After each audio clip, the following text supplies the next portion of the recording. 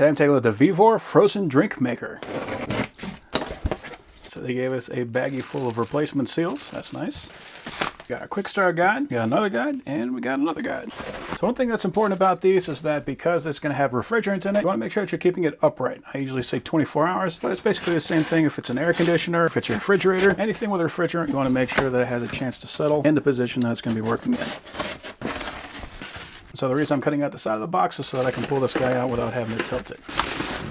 So I know I've had this sitting upright for over 24 hours. If you just got yours in the mail, you want to make sure you have it sitting upright for a minimum of 2 hours.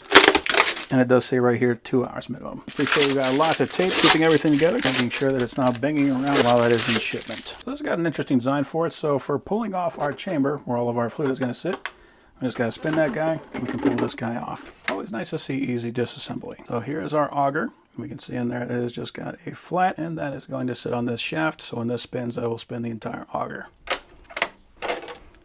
There we go. We also got a little catch tray, so whenever we're taking that chamber off, if anything drips inside of it, we don't have to worry about it. It'll all catch right here. So you can see where our seals are. This is our rear seal, so this is going to seal against our chamber. And we got our front seal for our shaft. And we can see that is a pull style release for that valve on that tank. We got our filler right here on the top. So the first thing I'm going to do is clean everything off. I'm going to clean out these, and I'm going to wipe this guy off. And we also got a drip tray. So this is just going to sit inside, and that will sit in the front. So this is what I like to use to make slushies, lemonade, just because I'm a big fan of lemonade. And I want to fill it up so it's just about over that auger. So this is 89 ounces, and it used just about 3/4 of that bottle. So I'm just going to use a preset of Slushy. You can see the number of bars, so that's going to be about how cold it gets. And we'll hit play. So right now it is reading 51 degrees.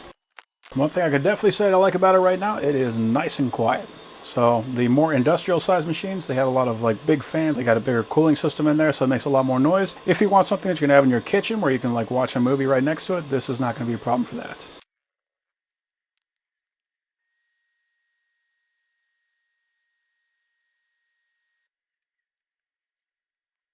So it's been about 15 minutes, and we are definitely seeing a lot of ice chunks in there. It is getting pretty darn cold. It is actually showing 29 degrees. That didn't take very long at all. So I'm going to let this guy keep on running, and we'll come back to it.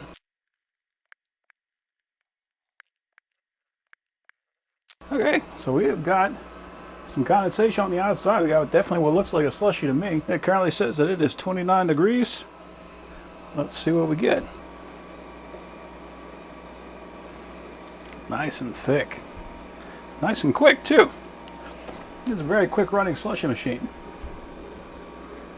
And very tasty, too.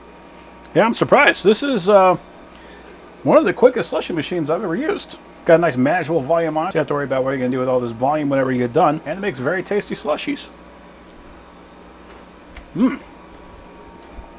Yeah, that is delicious. Cool. So if we have pause, we got settings for frappe, cold drink, spiked slushy, frozen juice, milk frappe, milkshake, custom made, and then we got clean. So clean is important because what that means is that we're going to be able to allow the auger to run without actually trying to cool anything. So when we get done with this thing, we can dump everything out, and we can continue to run the auger while we run water through it. So very nice having that option. So overall, if you're looking for a quick functioning slushy machine that's nice and small and compact, you can usually take this thing to a party or whatever you want to do. Makes great slushies, doesn't make a lot of noise. That is an excellent option.